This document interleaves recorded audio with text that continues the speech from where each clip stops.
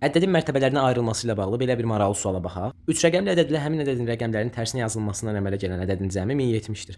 Bu ədədin rəqəmləri cəmini tapın. Həmin ədədimiz bir ABC 3 rəqəmli ədədi olsun. Bunun rəqəmlərinin tərsinə yazılmasından əmələ gələn ədəd necə olacaq?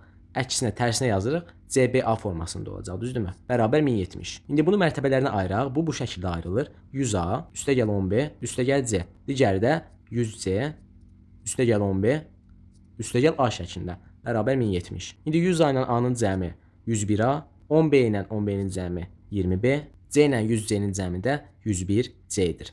Bərabər 1070. İndi gəlin burada 9-a bölünmədən alınan qalığa baxaq. 101 9-a bölünəndə 2 qalığı verir. O zaman 101A-nın əvəzinə 2A yazaq. 20 9-a bölünəndə 2 qalıq verir. 20B-nin əvəzinə 2B yazaq. 101 də 9-a bölünəndə yenə 2 qalıq verir. 101C-nin əvəzinə 2C yazaq. Bu da 9-a bölünəndə 8 qalıq verir. Deməli bu üçünün cəmi 9-a bölünmədə 8 qalıq verməlidir.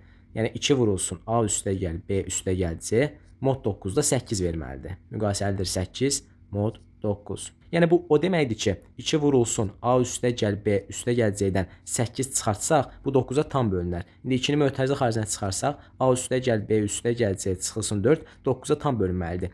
2 ilə 9 qarşılıqlı sadə olduğuna görə bu o deməkdir ki, A üstəgəl B üstəgəl C çıxılsın 4, 9-a tam bölünəcək. Yəni 9K formasında olacaq. O zaman A üstəgəl B üstəgəl C bərabər 9K üstəgəlinsin 4. Burada eyni ilə ona bölünmədən alınan qalığa baxsaq, A üstəgəl C-nin ona tam bölündüyünü görərik. Yəni A üstəgəl C-nin 10K formasında olduğunu görərik. İndi A və C rəqəm olduğuna görə və cəmləri 10-a bölündüyünə görə yeganə hal odur ki, onların cəmi 10-a bərabər olsun. O zaman burada A üstəgəl C-nin əvəzinə 10 yazaq. 10 üstəgəlinsin B bərabər 9K üstəgəlinsin 4. Əgər burada K-mız 0 olsa, o zaman B üstəgəl 10 4-ə bərabər olar. Buradan B-miz 0-dan kiçik olar. Bu da ki, mümkün olmayan bir haldır. K bərabər 1 olanda isə B üstəgəl 10 bərabər 13 olur. Bu zaman B-miz 3-ə bərabər olur. Lakin K bərabər 2 halında görərik ki, 10 üstəgəlinsin B bərabər olacaq 22-yə. Buradan B-miz 12-yə bərabər olur.